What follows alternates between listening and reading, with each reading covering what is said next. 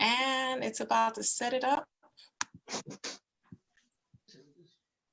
It's like zoom, zoom. Okay, now we're live. Welcome, welcome, welcome. Hello, everybody. You are now involved in Sistahs in Song, introducing Ericka Glenn. Hey! Patrice Hawthorne. Gahnt. Hey! And Denise King. Yeah! Hey! Did you throw up a West Side? Exactly. And my name is Shekhinah B, and I'm so grateful that you wonderful, amazing performers, vocalists, artists have agreed to be a part of this discussion today. And don't worry, this is not Wendy Williams. It won't go left. It's gonna go right. So we are hoping that a lot of the answers will be, a lot of questions will be answered. A lot of emerging artists are coming up and coming, and I feel like you guys will be able to provide a lot of great resource information. So I'm gonna start this off and make this a little less crazy. I said less crazy, but there's still gonna be a little crazy. Okay. So I'm gonna start in the order of my screen. So Ericka Glenn. You know what? I knew you was going to start this. The question I have for you is, how many years have you been in the performance sector? Just performing, singing? I have been in the performance sector for, oh my God, I want to say about 35 years, maybe. You're only 21. I don't know if I need to, reframe that right now. Well, you need to go back to 21 because I'm up there. It's like, okay. I've been working since I was about 13. In the music? Just doing like really starting to be serious in music, because I started out in the citywide choir. Okay. And I just went from there. Like I was born a musician, yo. Like when I wake up in the morning, I hear music, and I've always been like that. Okay. So performing, since I was a teenager. That's great. All right, Patrice Hawthorne, same question. How many years have you been active in the performance sector? How old am I now? 54. 22? 54. So I guess, I don't know, I mean, maybe 35 years. Okay. Maybe even more than that, maybe 40 years. I started professionally, and I guess when you're getting paid, they say that's when you're professional. Once you get paid. Okay. I don't know if that's one definition, but I mean, I've been singing since I was in elementary school. But the first time that I actually got, I'm sorry, my dog, I'm sorry. I know you said a quiet setting. What you say? Dog is like, okay. But the first time that I got paid was 18. I was performing in some band somewhere. So yeah, that long, however many years that is. All right. Gahnt, same question. How many years have you been active in the performance sector? I've been sitting here trying to count it up, and Exactly. So high school, junior high school, church choir, all that stuff doesn't count. So I start with, I started singing with neighborhood groups, and then my first professional venture, I sang with the Orlons. Okay. For about 3 or 4 years. And that was back when I was in my late teens, early 20s. Wow. And I'm 70, I'll be 71 next week. All right, I have questions because the skin is just too tight on here for me to leave all of that. I know somebody's using Botox in here. Hey, they said it don't crack. That's what I heard too. Sometimes these mornings I've been looking at like, is it cracking? Is it cracking? It ain't Lorna. Okay. Well, Miss King, for yourself, how many years have you been active in the performance sector? Well, I was an old lady when I started, so What? I didn't start till I was 30. That's old? Yeah, that's by industry standards. That's old. Who is setting these standards and these age limitations? That's right. By industry standards, they say that's old, but I've been doing it for now maybe 35, 37 years. Oh, wow. So I mean, between everybody, I mean, there's well over 100 years of experience. 67 years old. Wow. That's I'm amazed at all of these years. So that means you guys should be well equipped to answer all 35,000 of my pending questions that myself, and don't look scared. It's not too crazy. Not too crazy. Well, I got scared at the well-equipped part. You guys are all well equipped to answer these many questions. So I'm gonna start with you here, Ms. King. Were you formally trained? I was not. How about yourself, Ericka? Yes. Yes and no. I'm a mixture. I studied theory, harmony. I studied voice lessons, guitar, saxophone, and then I had vocal coaching. And I still get vocal coaching from Mr. Leon Mitchell, my husband, manager, spiritual guide, my best friend. So I'm a combination of all of those, and then I've been absorbing everything that I hear and see by other singers that I love, like Miss Denise King. Oh my God! Don't absorb my stuff. Don't absorb it. Wait, absorb my stuff. It's whack. Nobody's whack. At least not in this panel. Nobody's whack in this panel. Patrice, formal training or no? I guess I'm a little bit of a mixture too. I went to creative and performing arts and sang in the choir, music, some music theory, but and other than that, that's yeah. So I don't. Does listening to records count? Yes, that counts. It's a training of sorts. Definitely. Yeah, that was training. Sarah Vaughan. Yeah. Frank Sinatra, Nat King Cole. Yeah. Those were my teachers. So wait, hold up, wait a minute, hold up. You went to school with Nat King Cole and Sarah Vaughan. Every time I put on one of their records, yes, I did.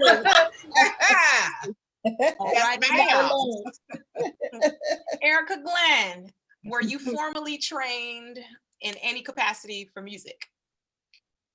I want to say a mixture, because my mom is a musician, so she had hundreds and hundreds of albums. So I done played all of those and read all the liner notes and everything. And then, like I told you before, I was in the citywide choir for 3 years, so that helped me a lot. And then some of the stuff I self-taught myself how to play guitar and stuff like that. So it's a mixture. That's good to know, because people want to know, like, how some people say, I've never received any formal training, and then they go, all the that would be me. I'm not. You a ringer. You a ringer. I've never studied. Oh no. I've never. Can I just say this? The worst thing a singer can do, not just that, is when they get on stage and say, I'm a little parched today. I'm a little parched. Then all of a sudden it sounds like, step down the mountain. And I'm just like, I can't handle it. You know what? That's false advertisement. Yeah. That's a part of the mystique, a part of the illusion. It may be. Yeah, it might be done on purpose, Yeah. False advertisement. Do you prefer singing lead or background, Patrice? I prefer, I do like them both, but I would have to say when I perform in a group, okay, it is a bit more structured for me, something that I'm not quite used to, because I'm kind of like a wild child. So it's more, I am. I mean, like, I'll do whatever, whatever comes to mind, but you can't do that when you're in a group. You have to fall in line with what was rehearsed. So it's more fun for me doing it by myself, because like I said, whatever comes to mind, I can just go with it and not, is this okay? Is that okay? But so I would have to say, yeah. But however, see, it's kind of complicated for me. I do like performing by myself because I can be more creative and do whatever comes to mind. But when it comes to my band, Patrice and the Show, okay, I actually would have to say that I prefer that over performing by myself, because in my group, everyone gets to, like, we all do our own thing. Mm-hmm. I don't mind. I love sharing the stage. I really don't have to have the spotlight on me the whole time. I'm not like that. I would prefer other people on the stage, but let me do me and you do you and the other person. So when my male vocalist John Breaker performs, he's doing his shout, he's on the floor, he's hanging from the ceiling. When I come in and do whatever, I'll do, some flips and somersaults or whatever I want to do. Hanging play from the drums, you know what I'm saying? But everybody does their own thing, and I like that. I like having my group that's doing their own individual thing. So that's what I like best. So what's that background, lead, group? I don't know. Yeah. So you like it all. Confusing answer, right? Go ahead. That's fine. All right, Patrice. Yeah, Patrice. Gahnt, tell me, lead or background? Oh man, I have no idea. I might lean slightly towards lead, but only I think I'm sort of like Patrice when I have my favorite guys that I just adore working with. Who are these guys? I don't want to. Exactly. Don't. You can't. She can't. First of all, have you tagged anybody in that I should be aware of? Is there a NDA? Well, we have to find. Has she tagged anybody yet? Maybe she can say it. Get on your phone, tag some people in the conversation. There is a certain group that I love. Okay. I'm not going to single them out. Okay. Something special happens when I'm with those guys. And in that case, in a situation like that, I have to give that a slight edge. But I love singing background. I started as a background vocalist, and I love being a part of a group. I've been in choirs and all that stuff, and it was fun and a challenge. But when I have that group that I love, that I have to give that just a slight edge.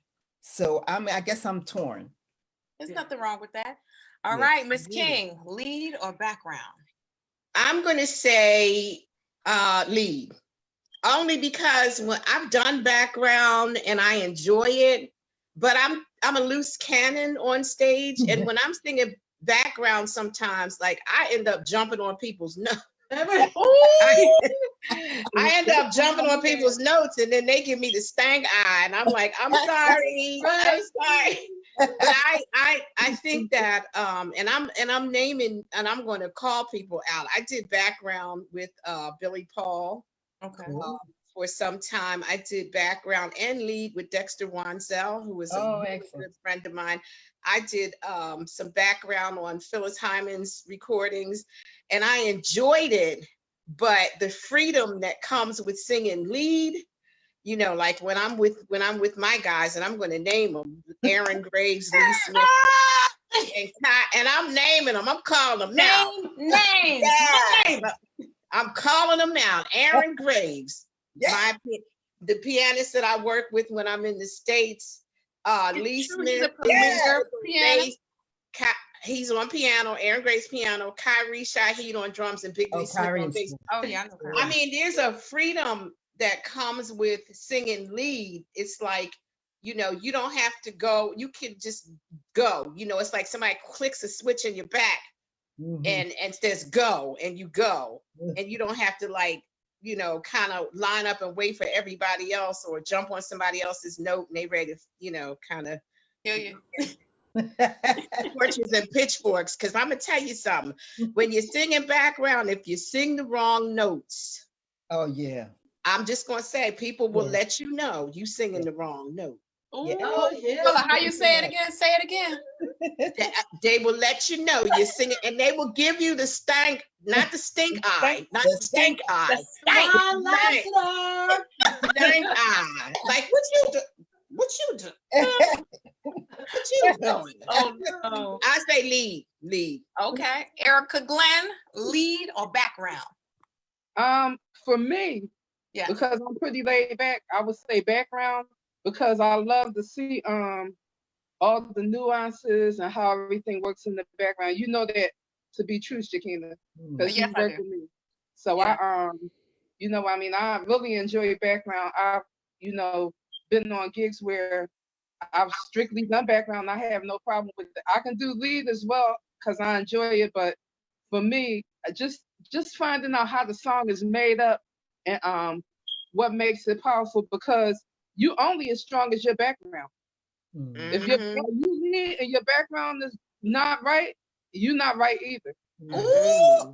Right. All the way wrong. You should be able, as a lead, you should be able to tell the backgrounds, listen, these notes aren't accurate, and maybe give them notes that would suffice. So for me, it's background. Okay. Well, that's a great. What's your choice? Who, me? Yeah. Yes. I actually don't like singing at all. I actually prefer being an administrator above all anything else. What? Yeah. She told me that. It's true. It's true. I mean, it's something that I do like, but I love at the paperwork, the negotiations. That really it sizzles me. Maybe you can sing about paperwork. You talking management. You talking management. Yes, I certainly. I think I would be great. I'm my own best administrator, and that is something to me. If I was gonna toot my own horn about something, I like to lead in the administrative function. That is my thing. I love that. As incredible as you are a singer. And I know. Yeah, crazy.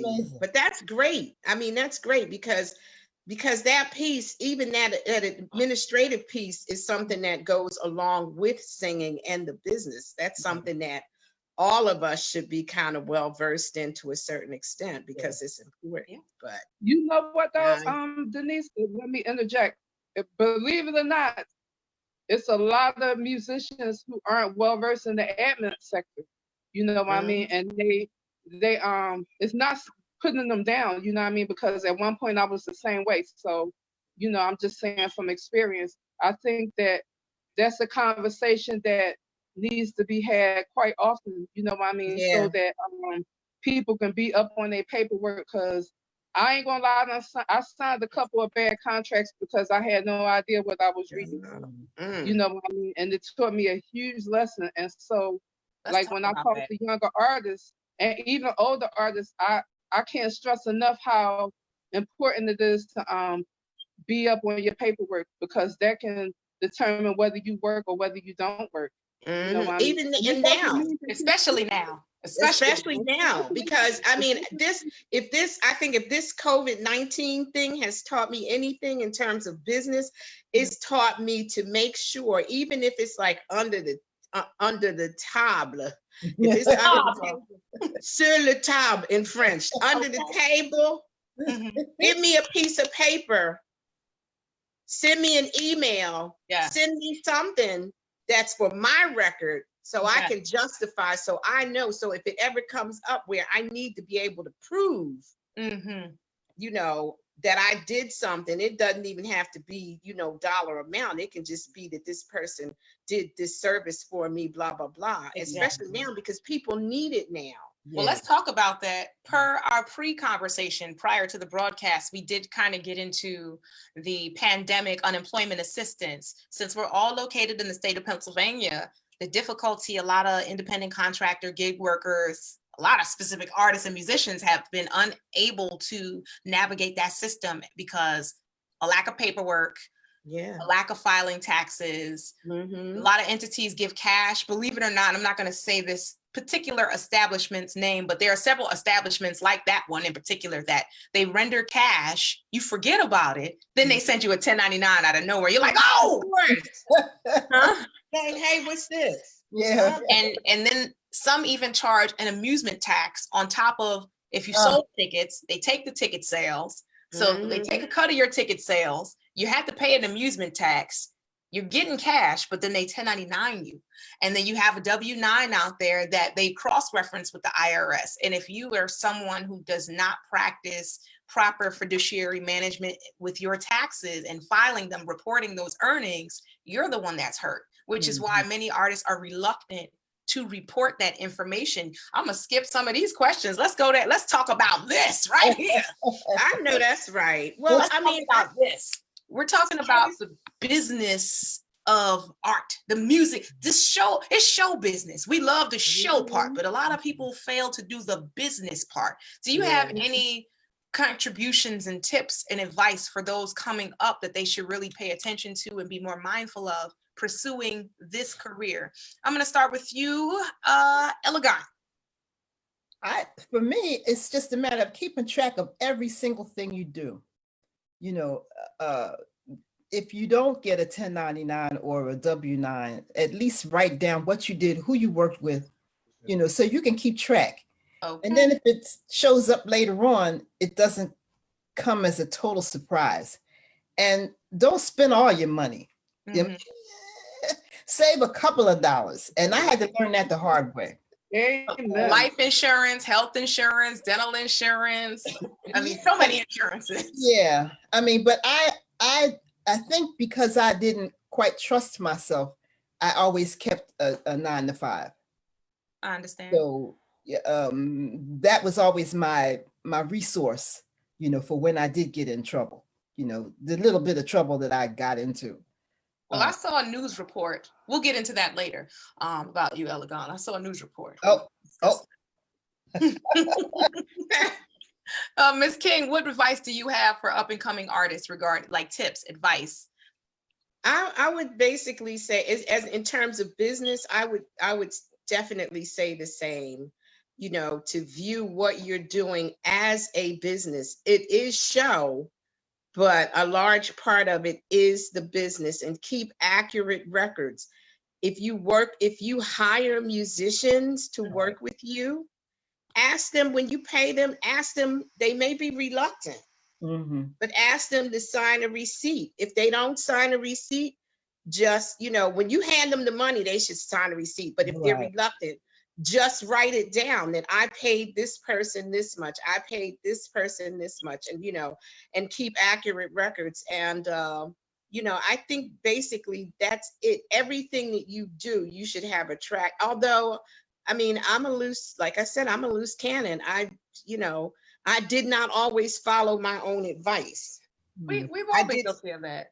Yeah, I didn't always keep accurate records. And now I find myself in a situation where I'm scrambling. You know, fortunately, you know, I had engagements that I could list when I was filing out the PUA. I had engagements that I could list, you know, as my employment, you know, verifiable. But that's the most important thing, to write down everything that you do, keep accurate records, because I promise you, one day you're going to need it. Yes. Yeah. One day you're going to need it. Absolutely. I had that issue when I came up to do my taxes for this year, for last year. And there was a gig that I did, and it was pretty good. It was a pretty nice gig, but I couldn't remember what I paid. I didn't write down. I guess I got excited about, you know how at the end of the gig you joking, laughing, you know. And at the end of the gig, I'm usually counting my money, like.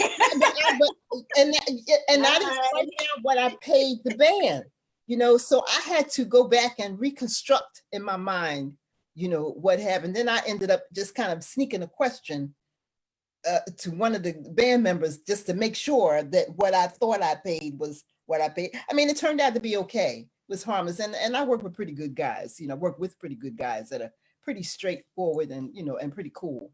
Well, can I just interject right here for a brief hot second before I allow Ericka and Patrice to answer these questions? Is it crazy when people look at me when I'm like, here's that W-9, please send that, here's that contract, and please send it back completed. They're like, how dare you send me a contract and a W-9? Do you know who I am? And I'm just like, wait a minute. Then I have to put on my other hat, then the other Shekhinah comes out. Right. The fiduciary responsibilities that I have to this entity requires that I am in compliance with the IRS. Therefore, it is necessary for me to account for all money coming in and out. Your diverse revenues and taxes are not my responsibility. Sir, ma'am. Chop their neck off. Like to let you know. So, but you know, so Ericka, what any advice you have? Well, I guess you kind of kicked that off, kind of deal. Well, you know what? I would, to any young artist that's out now, I would advise them to read, and read.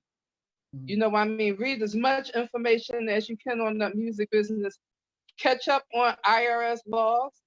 You know what I mean? Catch up on how, if you're going to be an independent contractor or artist, that you put certain things into place like life insurance and health insurance, because like they have music here. Okay, that's a music program for artists. But however, if you haven't recorded on the major recording, or if you're not part of the Grammy, the Grammys, then you're ass out, and that's wrong. You know what I mean? There's so many artists who are independent contractors that when it breaks down, when they get sick, they got to go to GoFundMe or, you know, PayPal and ask for money and stuff. And I think that these things need to be put in place. Now, I'm all up for trying to assist you, Shekhinah, however we can, you know, like build something up and fully, because there's a lot of artists that's out there right now that's really suffering. Now, I lucked up because I'm a vet and, you know, I have decent employment, and all of my gigs got canceled, and just like everybody else. But like I said, I have other employment. But these other guys, my other friends and associates and colleagues, like they're really out. You know what I mean? And some of them weren't taught how to save or you know what I mean, or how to put up for a rainy day. And it goes back to how we were raised. You know what I mean? So the conversation needs to be put on the table more often of how these things can be eliminated, because right now the world is at a standstill, not just the US, the whole world. You know what I mean? And you can't go nowhere to spend your money. If you're sick, if you cough, you can't go in there. Like, it's just really crazy right now. So I would tell any artist to read, to understand what they read, because there's a lot of artists, there's a lot of people out here who read, but they don't understand what they read. That's true. You know what I mean? And I was guilty of that, and that's why I'm saying that. So I would tell them to read and understand what you read and understand what you sign, and put up money for a rainy day such as this. You know what I mean? Yeah. So that you don't be out. Yeah. Can I interject? It's hard, but it's hard. It is hard to put up money for a rainy day. Yeah. When you're doing a gig and the gig is not paying that much money, and you might make enough money to pay your rent or pay your phone bill, and there's nothing left for a rainy day. What I do, and I suggested this to my granddaughter who is not in entertainment, if you can, get a prepaid credit card. And every time you get money, every time you have a gig, you get some money, get a prepaid credit card, and put money on that card and don't touch it. Right. That's your emergency fund, because it's not easy. Rainy day stuff, even, you know, when you make it. No. You know what? Let me interject on that. I'm sorry. It's really not easy. It's really not. But you kind of got to do it, you know what I mean? Because the industry is so uncertain, not just the music industry, just all around. You know what I mean? Restaurants closed, hospitals closed, like it's just bad all around. It took me a long time to put away for a rainy day, Denise. I'm still trying to put away for a rainy day. Is it still raining? Is it still raining? raining? Look, it's gonna rain on your head. Okay. Got it covered today. But Patrice, any advice that you have, Patrice, for artist tips? Yeah, I think everybody hit on a lot of good points already. Some of the things I'll just reiterate somewhat is reading the fine print in contracts is very important. And a lot of times people will, overlook that, because they're so excited about signing. Not only that, when you mentioned contracts, Shekhinah, I was just wondering, and this was for the other people, everybody on the panel as well. 95% of my gigs, I have contracts. Do you guys have contracts? Because it sounds like you don't. It sounds like most of your gigs are cash. So let's slow down. And so that's why, explain that. And lastly, I'll just say this, and then I'll let you speak on the contract thing. A good tax accountant is very important. Yes. And I have the best one in town. MBS Consultants, Robert Williams. Say that again. MBS Consultant. Do they specialize in small business for Robert Williams? Like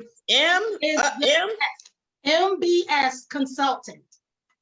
All right. Hold up. Did you put Robert Williams? He will find money for artists all the time, most of the time, more than some of the other tax accountants out there. You know. Does he do back taxes? I'm Yes, asking for a friend.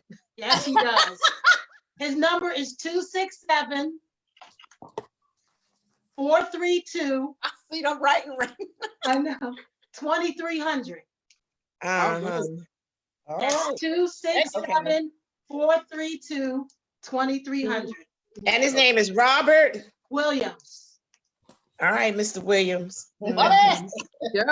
He just did my male Come through, vocalist. Mr. Williams. He just did my male vocalist taxes and got him back money and just straightened out a whole bunch of stuff that he That's amazing. okay. I got you. I'm sorry. No, that's fine. My male I got vocalist stuff is for not him watching, straight. but I was just gonna say that he screwed up, you know. No, that's okay. Look, at the end of the Okay, day. but anyway. Now, in terms of contracts, there are a lot of gigs that will, like, for the majority of what we do is Sistahs Tune organization, we have like a standard contract. However, or if we have a contract with the city, there are contracts. But there are some other kinds of gigs, like say if you're doing a restaurant or, you know, a small hotel gig. Well, no, the hotel, they usually have a contract with the entity, and then you could offer to do a subsidiary contract with the other person, but a lot of times that doesn't happen because some gigs, like if they have a block party, that, you know, that's kind of informal. It doesn't happen all the time. So it's Russian roulette, really. Maybe that needs to change all around so that way you can hold people accountable and, you know, let them know. Because some people will say, well, I told you it was an $80 gig, but you was like, no, you said $100. And then now I got to crack you upside your head for $20. Like, then the other person, the other Shekhinah got to say, yeah, now I got to see that's the other one. And I'm like, hold up. then look, are you working up for people for $20? If I need that $20, I certainly will. With a smile. Okay. With a smile. I mean, it's difficult. Now, Ms. King, for you. Ma'am, Yes, ma'am. Now, when I've noticed when I was reviewing all of your information, and I'm very much aware of your career, very impressive. I noticed that you do a lot of international work.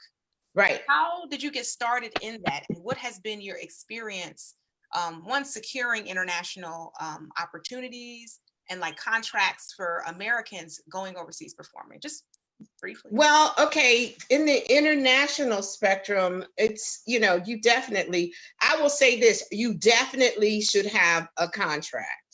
Okay. You know, you definitely need a contract because for me, when you sign to do a performance overseas, you need these things: a contract, a round trip ticket, a confirmation of your hotel reservation, and something that says all your meals are included in the contract. It's that all your perks, everything that, you know, all that stuff should be in place. But I will say this also, in some instances, I've had contracts where it wasn't worth a piece of toilet paper. Wow. Okay.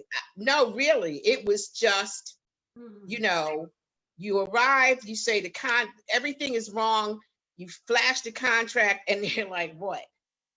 Especially if it's a non-English speaking country, like how do you deal with that cultural? That's something else that you should write into your contract when you can, that you should have an interpreter, an English speaker who can interpret everything that's going on. You need that.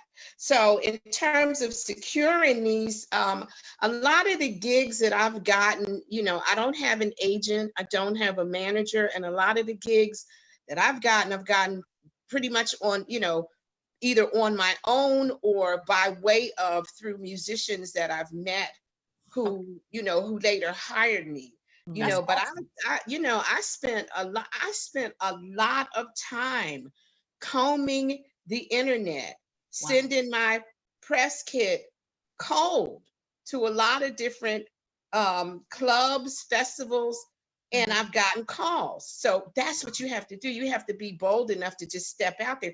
Like when I went to Israel, I was in Israel for a week. I love Israel. Oh my God. I love Israel. I can't wait. Listen, I can't wait to go back. And you know, my experience when I went to the Wailing Wall was just unbelievable. It was supernatural. That's the only way I can describe it. But how I got that gig is like, I don't know, y'all might follow my page, you might not, but sometimes I tend to wax very poetic and philosophical. And so I write things. I try to be inspirational. Listen, it's hard out here. I'm so appreciative of your transparency and your just all of that. I'm just so appreciative of that. It's hard. It is not. Listen, if anybody tells you that it's easy to be an artist, I want you to look at them and throw them all the shade of life, because it's not. It's not easy, you know. So I try to be inspirational and let people know this is what's going on. I mean, I've had stuff happen. I had a drummer hit me on the road, like physically. What stuff happens? But anyway, the whole point is like how I got to Israel. I wrote something online on my wall that was, you know, something that I just woke up one morning and I felt. And I met this saxophone player named Jess. Okay. Who was like, you know, wow, I like what you wrote, la, la, la, la, la, you know, and we started a friendship. And he said, would you like to come to Israel? Why don't you finish your expression? Boom. Wow. Just like that. That's how it happens. But you have to have that boldness, you know, to just kind of, you know, believe in yourself and your ability and your talent well enough to just, it's hard to hear no all the time. Yeah. It can break you down. Yeah. Yeah. It can knock you to your knees. But here's the key. I always say, if you knock me down today, be ready to knock me down tomorrow, because I'm getting up. So got knocked down times 7, got up 8. Go ahead. Got up 8, baby. And look, got up like this. Hey, come on, bring it. So I mean, that, you know, in the international arena, it's very different, and you must have a contract. You never, I've heard people who left the country and they didn't have a round trip ticket. You know what? There was a recent scenario. I take a deep breath as I say this, an incident where a young lady was stuck in another country and they had to put up a GoFundMe to send her back because she had no contract. I don't believe there was any paperwork done. And for whatever reason, she was stuck out there and she had to put a GoFundMe up to come back because she gave up everything thinking a contract was going to exist for at least a year, 6 months to a year. And turns out it didn't work out. And it was absolutely devastating to see it. And I say, this is why art economic empowerment is so crucial to the preservation of your financial stability, your whole wellness, your basic needs. Patrice, you also have had international experiences. With Peaches and Herb, yeah. But what was that like? It feels so good. Okay. What was that? Go ahead, Mom. Denise? Was that Denise? Come on, keep it going. That was good. I love that song. And every time I see your face, I hear that song. I'm like, reunited, and it feels so good. Go ahead. I'm sorry. I couldn't help it. That's all right. That's all right. But my head. As Mrs. King, he's just number four. Oh, so there is more than one. So you know I'm number 4. You know that, right? No. Okay. I worked with her from 1990 to 2002. And we did. What'd you say? No. Oh, we did a lot of international shows, but as far as contracts and all, I didn't see those because I was hired. So that was with Herb and his management team. And so as far as contracts where that is concerned, I wouldn't have much input on that. But it's interesting when you guys were talking, that she was talking about like reaching out to folks, because I have done that as well, but also because when you're out there and you're on Facebook and social media, there are people that reach out to me, and there are people that have reached out from Switzerland and all these other places that are interested in me coming and performing. But it's funny, when you start talking contract, and they get quiet. They get quiet. Like, man, would you come here? And we love your voice. I'm like, okay, so let's talk payment, let's talk contract. And then they get real quiet, you know? Crickets. This is like some kind of bait to just get me over there and, you know, do something crazy. Exactly. That's what happened. All kinds of crazy stuff. Yeah. I mean, that happened when I was in Turkey. What?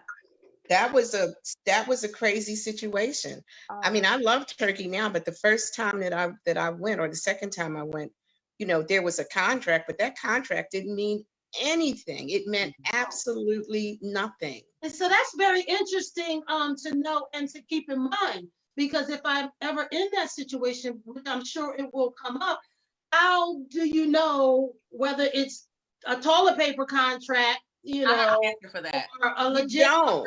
I have an answer for that. So what I've learned after you know, just some research, that you have to really go through the embassies, and then there are you know, tourists, there are tourism departments. So once you go through those offices, that way, especially as a non-citizen and being a foreigner to those lands, it's crucial that you set it up through those entities. Now, you could take a chance, and I'm not saying all of those experiences may be bad, but if you're not going through the embassy, and if they don't want to, because legally speaking, you cannot have a legal performance without them going through the state departments, because our government has to account for our safety, just like their government is accountable to ensuring that we're not placed in a unlawful situation. So if you're getting money and it's not going through the proper channels, and it's not being taxable, accountable, then that raises a red flag right there.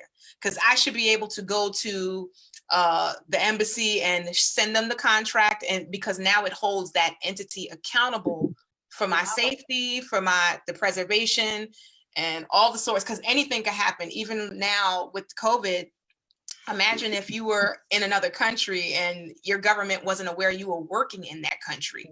Like, so just your visas, you have to have a working visa.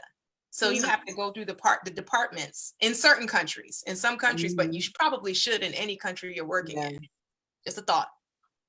Yeah, sometimes it just doesn't work out like that. Yeah, and interestingly enough, it's also reminding me of when Herb and I did perform in South Africa. We went to South Africa, and we ended up shortening the trip because the promoter didn't have all of the money. Oh no! So we ended up getting back on the plane because we were supposed to be there for like the knife. Give me the knife. Yeah, you know, we were supposed to be there for, it was like a 7 or 14 day thing or whatever. We ended up just doing half of that, and it's kind of crazy. Well, I felt like, you know, a situation like that, a lot of people say you need to get all of your money before you board the plane. However, the interesting thing is, exactly, how is that fair to the other person on the other side? Because you can get all the money and just go home. Or die. You know, so, but he should, I guess, in a situation like that, when you get off the plane, maybe it's like, okay, before you perform,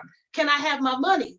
Not, I mean, so I guess, I don't know. U.S. currency. What you say? Make sure it's in U.S. currency and not pesos, because people are, yes, we're going to pay you $100,000. And then when you try to transfer that, it needs to be in U.S. currency. Yeah, and I guess it's a situation, if it's a stretch of performances that you have before each performance, you have to get paid. And if the money is not there, then I guess you go, I mean, I guess that's what we did. We ended up, you know, going home. Quick question before I get into the domestic experiences of both Ericka Glenn and Gahnt. How did you feel, this is for you, Ms. King, when you went to those countries, because I'm assuming your experience, Patrice, was with, you know, you as Peaches and Herb and through that company, so you weren't kind of a solo artist in that situation. Correct. How did you feel about your safety?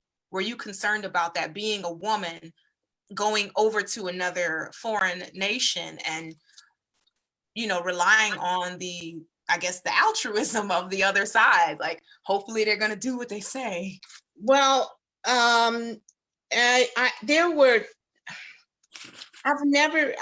There've only been a couple of instances where I felt like not safe, not cool. Got it. And, but you make sure that you surround yourself with musicians who have your back.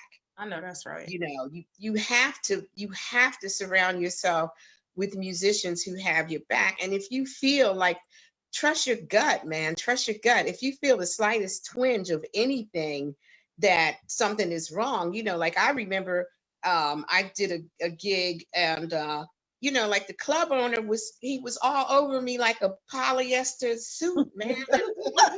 Some of that king. He wanted some of that king. Okay. And look, we're at the dinner table and he's like rubbing my leg and I'm slapping him away. And, and I had to like let the guys know, yo, okay, this is what's going on. Mm-hmm. I need for you to just like be right on me because this guy is all over me and I don't feel safe and I don't know what he's going to try. Even when I said, I have to, I was ever so demure and ladylike. And I said, excuse me, I have to excuse myself to the ladies' room. I'll be back. And he said, I'm coming with you. Nope. Honey Bunch is a nope. Okay. And that's when, and my girlfriend who won this particular tour with me, I said, Lorraine, I said, come on, go to the bathroom with me. But I mean, there was one instance where I was in a hotel and I saw feet, at my door, and I smelled cigarette smoke. Like somebody was outside of my room. Like stalking you? Like on some straight, like wacko stuff? Excuse me, did you hear what I said? Say it again. I said, and that's why I cannot stress, I'm doing the black girl clap. I cannot stress. Always, I don't care if you got to call 10, 15, 20 times a day. Let somebody know where you are at all times. Oh, yeah. You know what? At all times. As a performer. She's going over the question that you had. One of the crazy moments. Yeah, exactly. So anyway, we need to go down the line. Y'all going down the list without even, I don't even have to ask some of these questions. But can I just say, as a woman performer, I struggle with trying to be courteous and kind, but hoping not to be perceived as flirting. Because then if you're depending on the interaction, sometimes people misconstrue that respectful kindness to meaning something more. So all of a sudden, wow, thank you so much. I'm so appreciative of the gig. And then they're just like, really? Then I'm like, sir, I am happily, sir.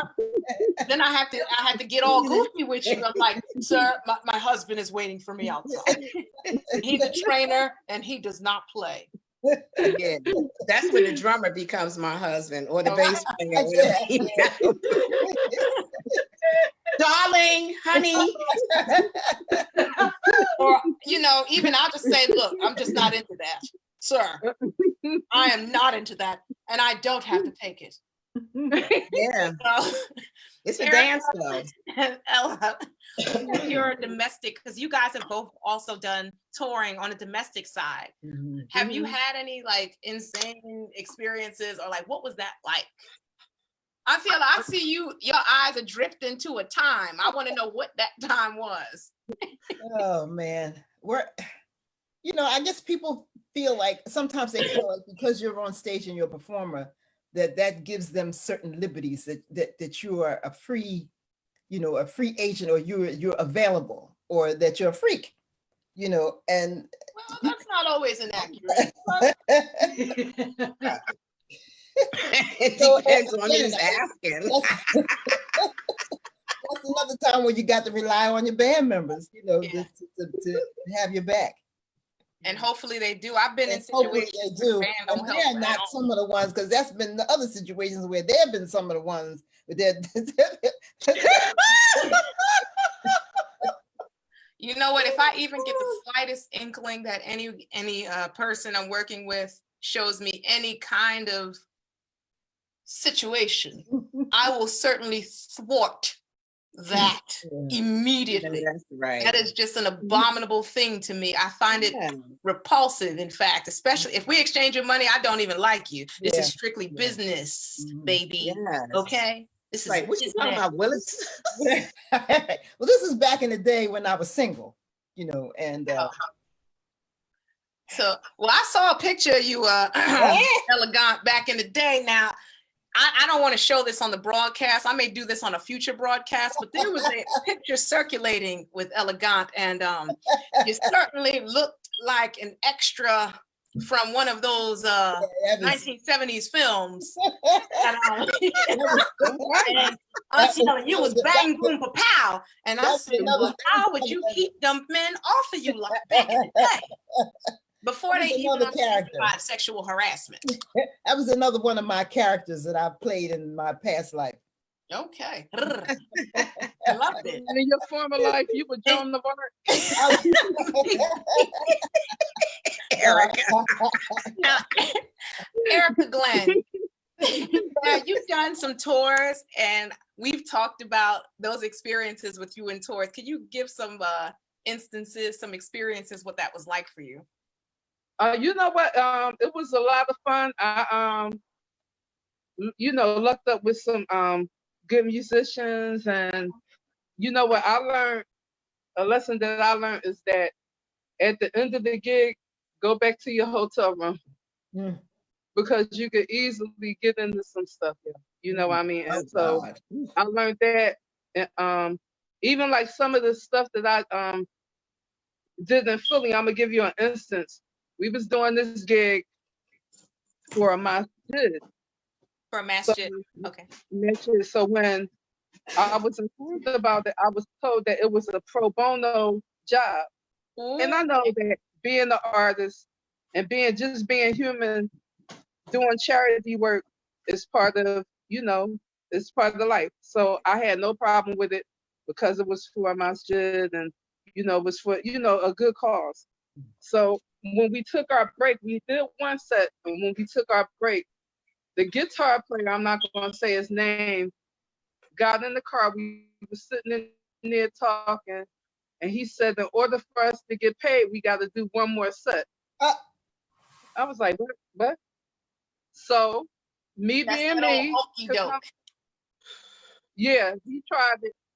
I went to the person that hired me, and I said, look, I just heard that you're getting paid for this gig, yet you told me this was pro bono. Now I'm telling you that if you want me to sing another note, the only way I'm doing that is if I get paid and what y'all get paid. Ooh. Or I stop right now. And he gave me my money. You know what I mean? And that's just a little bit of the coonery that goes around with people. Like, Did you say coonery? I'm not that one. I'm not that one because at this age where I'm at now and where I'm at this point in my life, I know my worth and I don't compromise it for nobody. Even if that means I do 10 gigs a year, I'm getting what I want.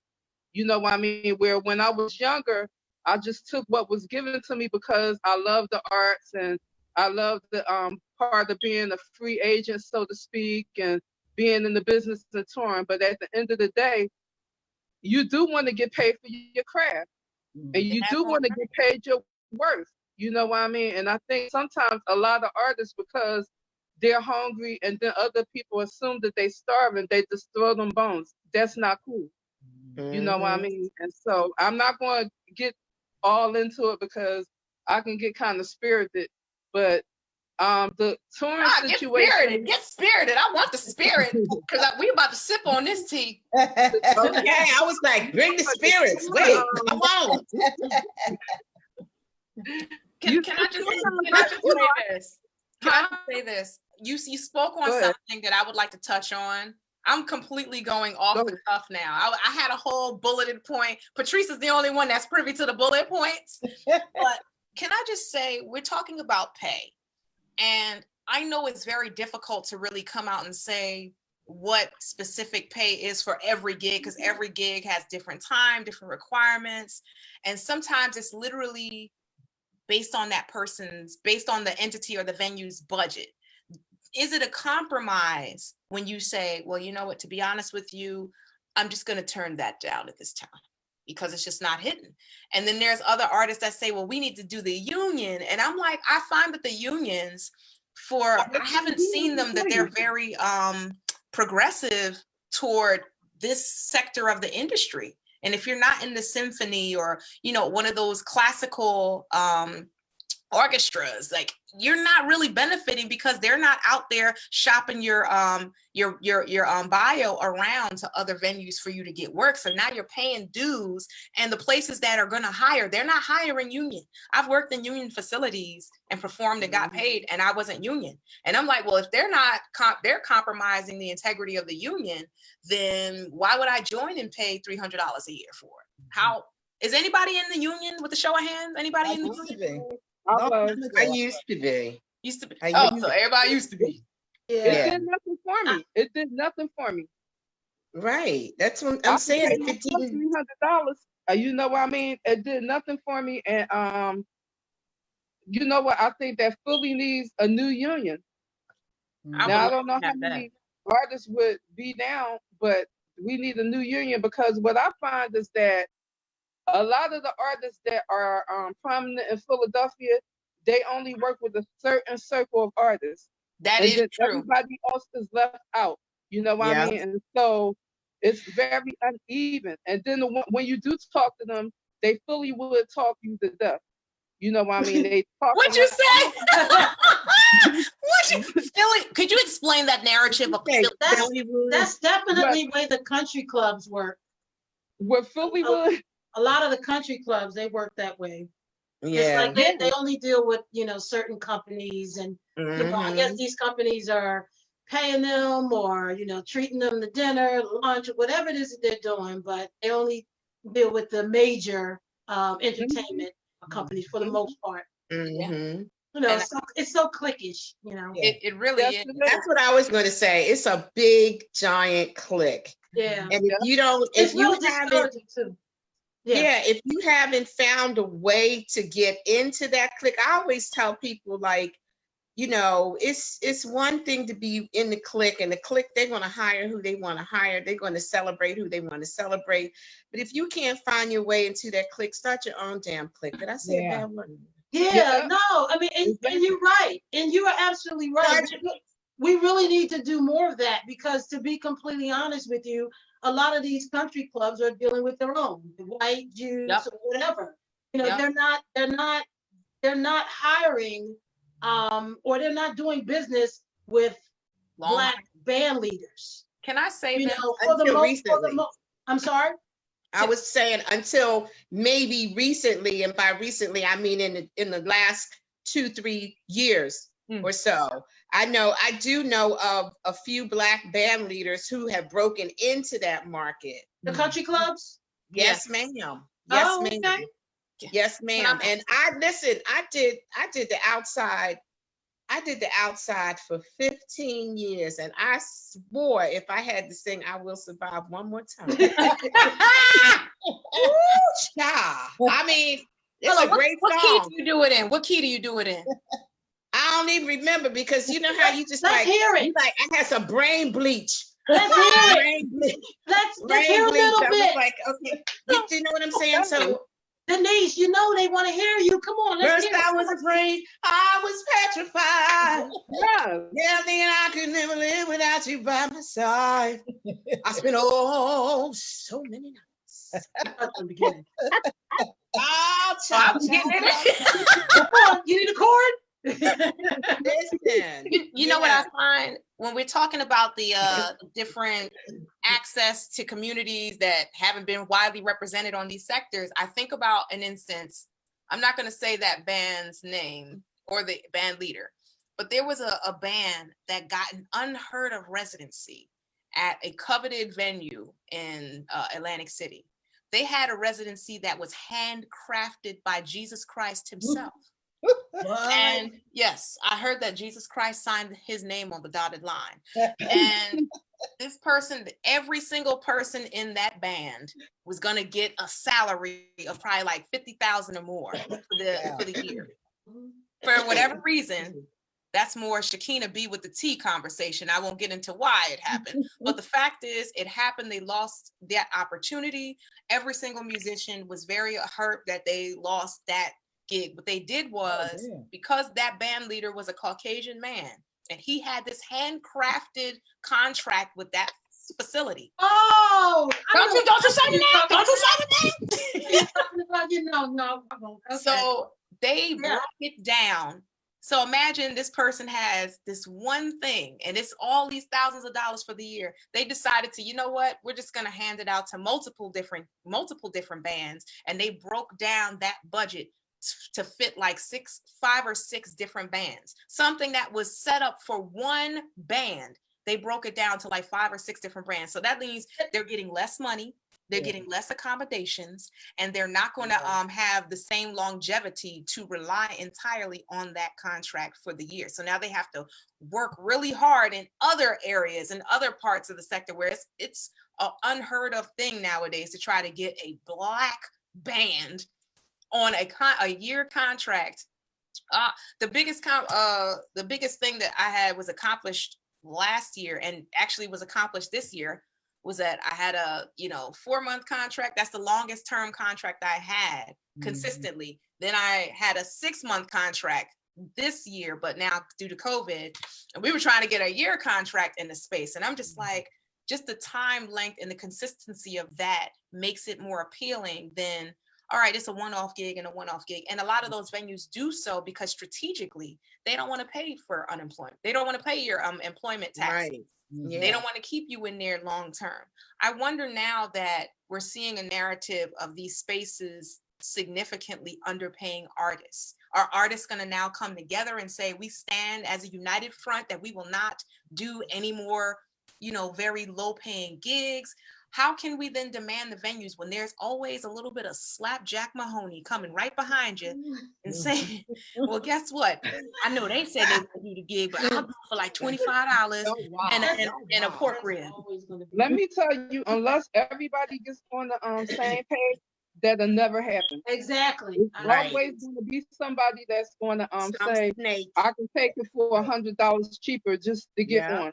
And that's the problem, you know what I mean? And people just genuinely not knowing their worth. Know your damn worth and don't compromise on it.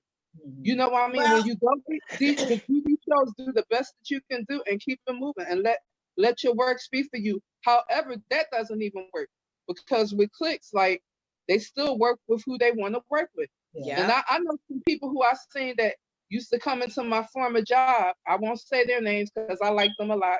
And I would talk to them, and they would talk me immediately. And what? Just Could talk you explain around could you explain that for those that may not, I'm not from that end of town, so to me, I'm just, I'm a jokester by heart anyway, but when people that are in the industry that might be prominent in Philadelphia, they talk to you and they talk around what questions you ask them. And that happens a lot in Hollywood. People give you these fake air kisses and fake talking. That's what they was doing. So I call it Phillywood, just joking around. You know what I can't stand in Philly, or just in general? When you ask someone what is their process to succeed, and they don't want to tell you none of that. Like, I'm not giving you secret information. I'm like, that's how they was for us all to eat. We can all eat. That's how they was doing me. And so eventually, when I would see this person come to my job, I would deal with them strictly from a business standpoint as far as what they came in to get or whatever. I wouldn't even ask them no questions. Because me, I'm not like that. If I know and I know that it's knowledge that a young artist or even an older artist can, work off of, I'm telling them, because that makes it easy. You know what I mean? Like, if you're working in a venue, and you know who the booking director is, why not just say that? Why not just say, hey, because I have no problem. Somebody asked me, hey, who booked you in here? This person did, and I'm not concerned about, because I know I've built a great enough relationship with the venue to where they value the services that I'm bringing. So if you've got booked in a space and you don't want to tell me, I'm just like, I'll just creep on over your head and I'll find out my damn self. Okay, but what are your thoughts about that? You know why they do that? Because people have this fear that you're going to get something that they think they should get. Yeah. They think that you're going to get something. If I tell you, I'm the kind of person, I know how hard it is out here. I'm looking out. I'm looking out. I'm doing whatever I can to look out. If I can give you a referral, whatever, if I can point you into the direction where you can get a gig, people want who they want. Let me tell a quick story. So you were talking about people stealing gigs. So recently, come on now. Okay. Y'all got your tea? Hold on, I'm drinking. Recently, last year, year before, I did this gig. This promoter found me online. Okay. And we had this great conversation. We've been, we look for you. We want you to do this gig, blah, blah, blah, blah, blah. The gig was in Tunisia. Oh, yes. It was a great gig. It was a great gig. And it was a blues gig, which I'm not, I don't have a regular blues band. Okay. But I hired this blues band to do this gig with me. Got it. So the promoter, we did the gig. It was great. The promoter said, okay, next year, we're going to do this. So inadvertently, I found out that the leader of the blues band had been going behind my back, doing some fugazi moves. Oh, he was fugazi. Oh, he was on some fraud. Okay, so what he did, he went behind my back for this year and told the promoter that I was sick. Nope. I was sick and I couldn't do the gig. But I can do the gig. And the same thing happens on a local level. Yeah. You know what I mean? It happens on a local level. You might ask for $200, $300, $400, $500 and somebody will come behind you and say, well, I can do it for $150. That's so true. Yeah. Or they'll do it for free. The whole band, $150. Yeah. Look, I done done it. I done seen it. I'm like, look. It's just like that. But people don't want to share that information because they're afraid that what if this club owner likes you more? Or what if this person, what if I get pushed out? So they don't share. That's a testament of the relationship, in my opinion. I feel like, one, I have no problem sharing that information because, one, I think I know a good number. Everybody's not willing to do what you're doing to be successful. That's one, because they don't want to do the work. Some people just think it's just a matter of heading up, going on stage and just performing, but they forget signing contracts, W-9 forms, ensuring that everybody on your team has done their paperwork, ensuring that everybody on your team is going to be on time, ensuring that you have your updated headshot links, your bio, your press kit, the whole bang, boom, pa-pow. Everybody, doesn't have that because a good portion of grants, which I've noticed, they're asking for that information. Yeah. And a lot of people are ineligible because they cannot prove their transparent credibility in the sector because they have failed to compile that promotional kit for their individual artistry. They don't do it. So I'm like, I can't do it for you, but what I can do is say if a promoter or a venue decides to undercut me for some slapjack Mahoney or from some insidious person, then that lets me know the relationship was whack to begin with, and I won't want to work with somebody that's on it because I'm just not concerned. I'm like, I feel like you develop a certain level of social capital with a venue. Yeah. I know each one of you ladies in your own right have demonstrated a level of professionalism that hopefully a respectable promoter or venue owner would not compromise the integrity because you are brands and they don't realize that you have social power and you can compromise the audience that you have as your following from entering into that facility. And then some people just want to put their foot on your neck. They just don't want to let you in the clique. They don't want to let you in. But back to your point, For every young singer or older singer who's listening, Shekhinah gave you some very, very, very important information.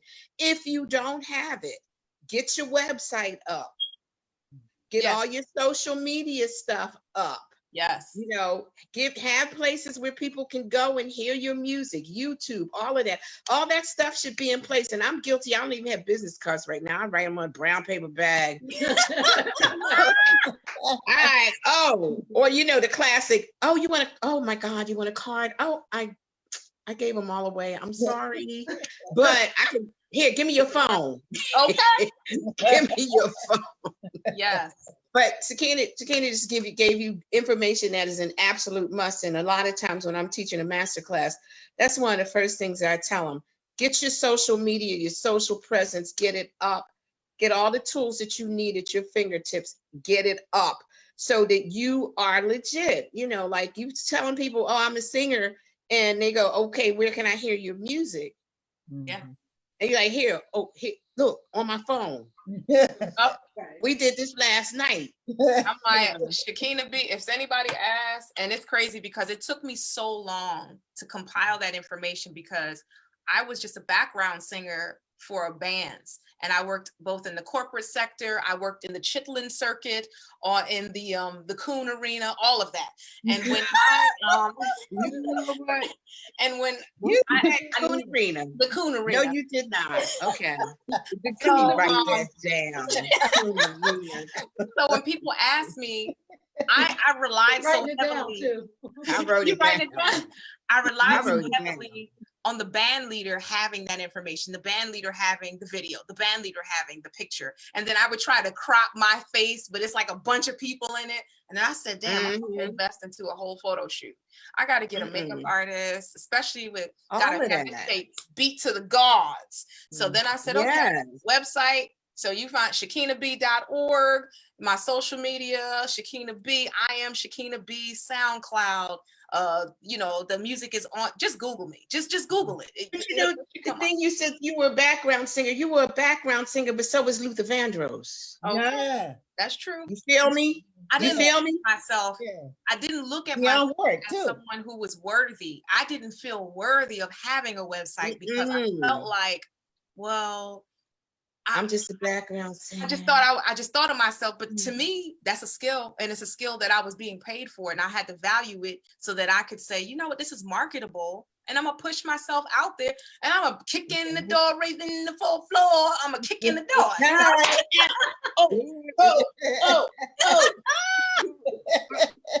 Right? Hey, throw your hands up. I'm just saying, you know, it's all in how it's all in how you view yourself. Like I tell people even right now, I say they want me to be a diva. I'm like, I'm a farmer. I ain't no damn diva. Farmer? You farm? Oh, I'm a gardener. I'm an avid gardener.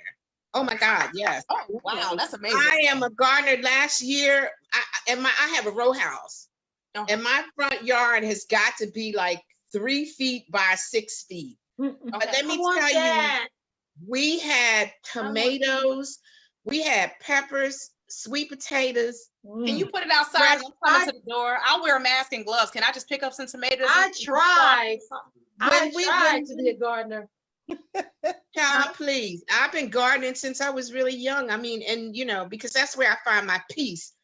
Working in the dirt, I feel close to God when I'm gardening. You know what I mean? I feel it's very spiritual for me. But you know, it's all in how you have to look at yourself. I tell young singers, look the same way way these people market themselves. Yeah. That's the same way you got to see yourself, like a bag of potato chips, like a bag of Lay's potato chips, or a Pepsi Cola, or chocolate covered pretzels, you better or whatever. Ask for that sponsorship. You better get that corporate sponsor. Okay, look. Let me tell you something. That's how you have to look at yourself. I don't care what level you're on. Always look at yourself as a viable product. You are a viable product. You know period. what? Period.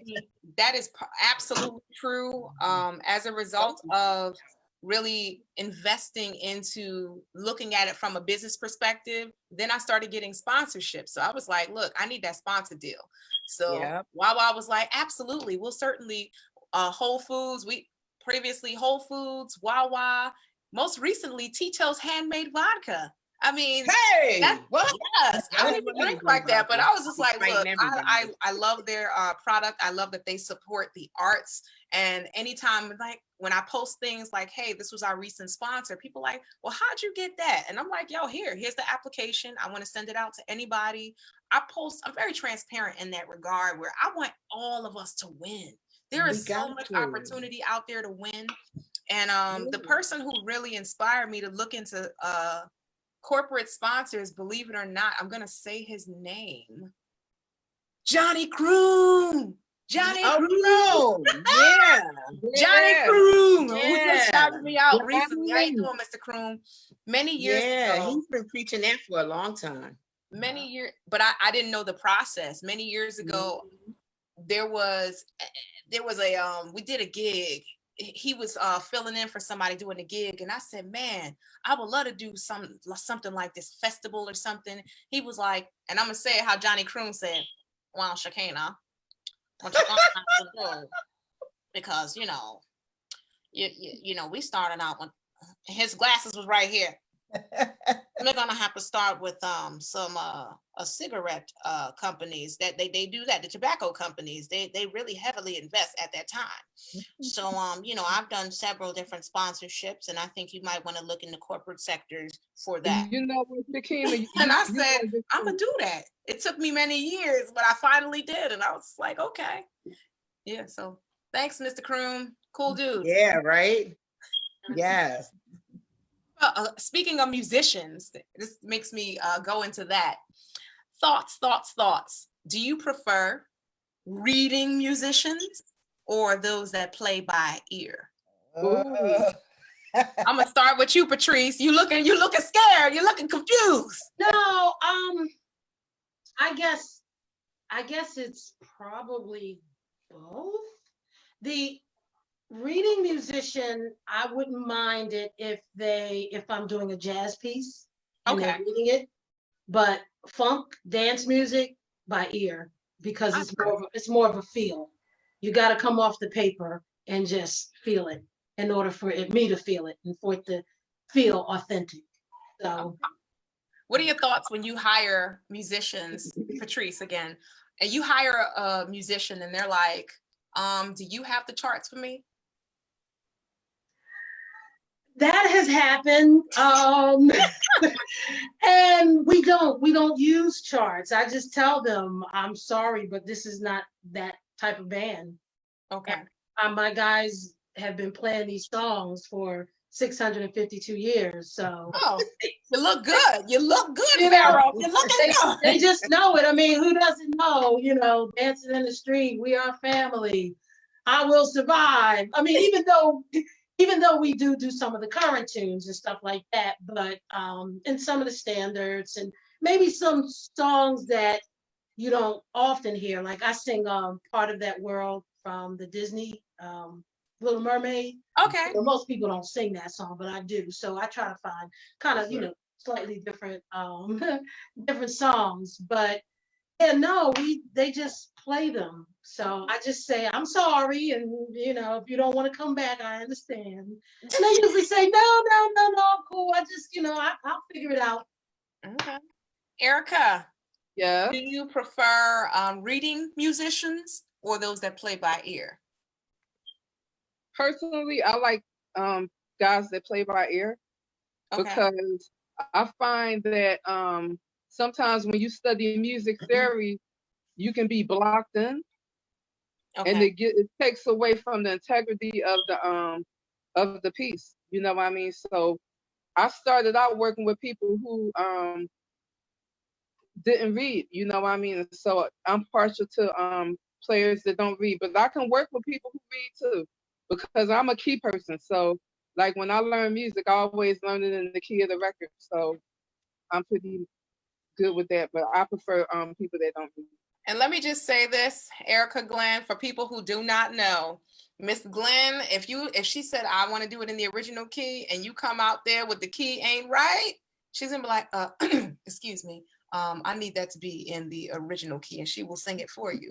Just saying, FYI. All right, Gahnt. I kind of know the answer to this question, but just for everyone else, reading musicians or those that play by ear? I personally like to work with musicians who can read. And that's not to say that they don't play by ear. Okay. But I like to work with musicians who can read because most of the time, especially my favorite guys, I can get everything I want.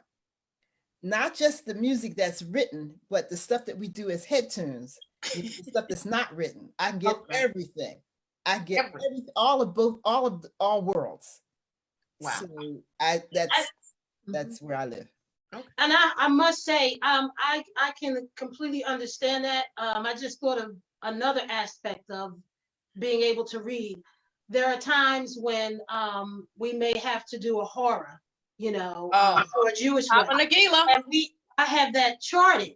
And if you can't, if you're coming in and you never heard that before, don't know our particular arrangement, you need to be able to read it. So it really does come in handy sometimes. Or occasionally, a client may come up and say, my daughter would like to sing this song. She sings it at all of her recitals and hand us the sheet music. So, that's happened. It doesn't happen often, but it has happened a couple of times. So there's different situations like that where it does help for them to be able to read. Or if they say, we'd like for you guys to do a rumba. The guys that can read will put that stuff up on their laptop, right? Their little tablet or whatever, or iPad. But my other guys that can't really read that well are lost. They're like, damn, what? So they're watching the guys that can read and like there's E, F flat, B flat minor. They're like G, A. So I agree with you completely. A mixture is you get the best to be able to do both. Best of all worlds. Because I even the concerts that I do, I every song that I do is not charted. I have songs that I love to do where I just do them as head tunes. Well, head tunes, for anybody that doesn't know what a head tune is, it's a tune that where the key, the guys know it, and you do it off the top of your head. And I always say, especially when I'm into the second set and I'm tired, the band's tired, they tired of looking at me, I'm tired of looking at them. The gig is almost over, I done lost my mind. Usually when I get down to near the end of the gig, I'm tired and I can't remember who I am or where I'm at, so that's when I throw in the head tunes. And they're fun. They're fun. We could just have fun with it, while we close out the night. Well, Miss King, I would love to know your answers for this question. Reading, and I don't mean reading, but reading, or those that play by ear. For me, I like both. Okay. But most of the time, I have to be honest, most of the times I call tunes. I call the key, I call the tune when I can remember my key. Being a woman of a certain age now. What, 22?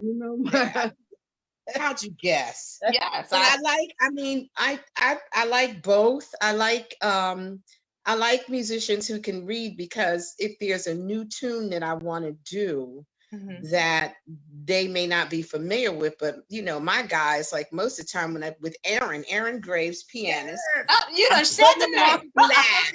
You done said the name. Hallelujah. Hey, all the way. With Aaron, a tune will pop in my head.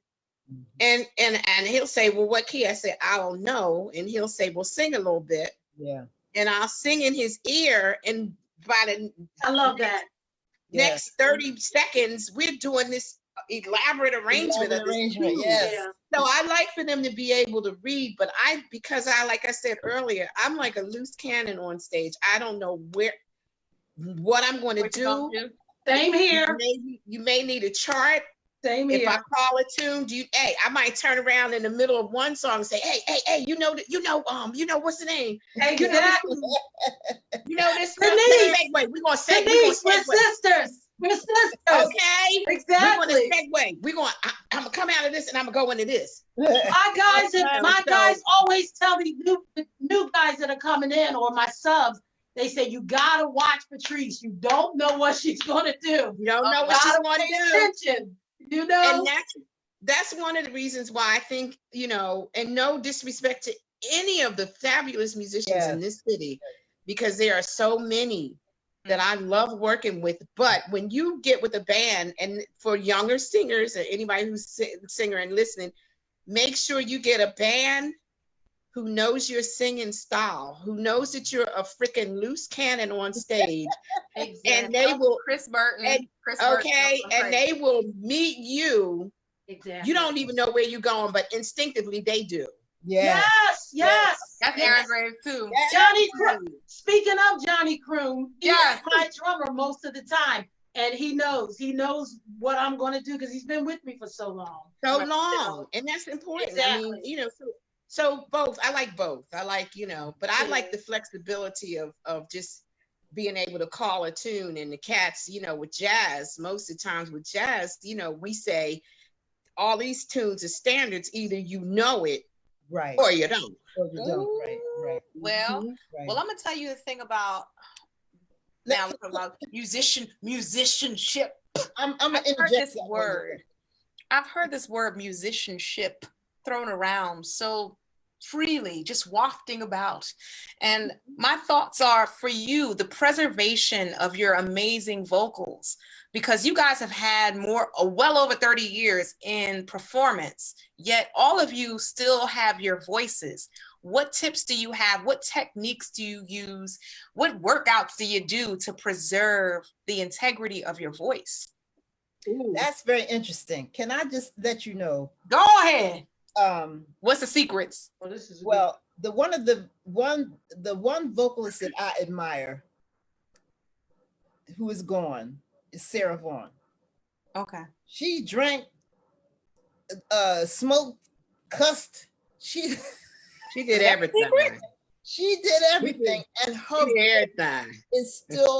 was still incredible up until she passed. Well, she was anointed. But that's what I'm saying. I'm a vegetarian. I try to watch my diet. I drink tea, and I'm doing all this regimen, but I struggle. Vocally, I struggle. But really? Yeah, absolutely I struggle. Sarah Vaughan did all this other stuff, and she can't, sometimes it's DNA. Okay. I mean, you can got it or you don't.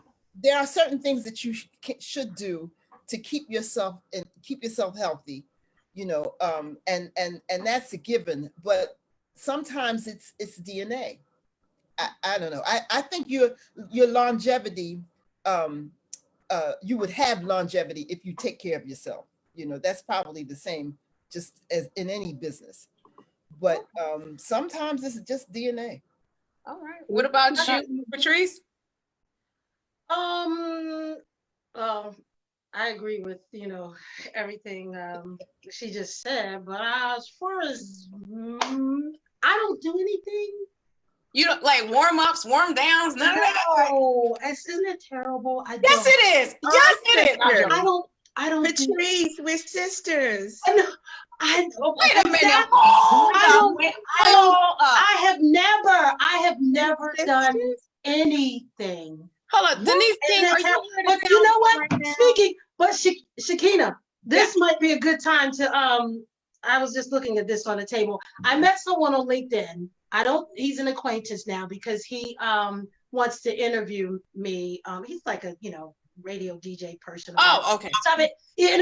Be quiet. No. And he was talking about this drink called Vocal. And I never heard of it. So I asked him about it. And this company sent me some for free. It's called Vocal. It's a drink for vocalists. Okay. And I'm looking up the ingredients on it. It looks like it's all natural stuff. So it's funny. And I just thought about it because you said, what do I do? How do I preserve my voice? And he said a couple of people actually had said that, like, when their voice was really hoarse or sore, that they drank this and it made it feel a lot better. It's a Black-owned business. It's in Ohio, and he sent me this. So, what's their website? What's their website? Yeah, I wish I wish I could throw you guys a bottle of this. I'm like, wait, where is it? Seriously, That's crazy. I would actually need you guys to try it because I don't often, my voice isn't like, I don't often get tired because most of the time I'm performing with my band. Got it. And so I'm not singing like every song back to back for 2 hours. So then he was saying when your voice is tired, you should really try this. And then he wants to know how it made my voice feel. So like I said, I swear I wish I could throw you guys a bottle. Well, I see a corporate sponsor. Wow. Yes. There's but the only time, I'm going to interject. there was one time that I actually was singing, and this was the first time in a long time that I had to do all the singing myself, and it was almost like, what was that, hour and a half? I was like, oh Lord, I was tired, so I should have had that drink. I should have had this drink then. I really need to get this to you guys because it expires December 2020. Oh, okay. Yeah, so okay. and he just sent it to me with his T-shirt and everything. Oh, Wow, that was nice. Put it up. That's so awesome. One B1 vocal. As Nice. Black-owned business. So Wow. can I get these to everybody? We could work out something at the end of We'll the work week. it out. Okay. And I'm going to interject. I'm also, since we're doing endorsements, I am now also an ambassador for the product Vocal Ease. Oh. EZE. I'm an ambassador. Wow, I'm the only vocal person. And I not only have I used the product, I like the product. It's all natural. Oh, It used to be just a spray. And like, when you're on the road, you're singing every night. And sometimes you oversing. Sometimes you sing too hard and you singing too hard. Right. you acting a fool. Exactly. You acting up and wilding out. And so you spray this and I'm telling you, there's no alcohol in it. It's not a numbing. It's all herbal, Vocal Ease, and I haven't. I won't say I use it all the time, but I use it when I need it. Mm-hmm. But I'm now an ambassador for this product. So right, nice. Oh, wow, we're sisters again. Vocal and Vocal Ease. Ericka Glenn. I haven't tried it yet. No. Ericka every Glenn. day I'm Sisters. Right. So Ericka Glenn, what is your secret, your technique, because Ericka Glenn, like your voice is real smooth, like you got like a smooth, like raspy voice. So what is it that you do to warm up, to preserve it? Because you've been singing and even times I'll be like, ah!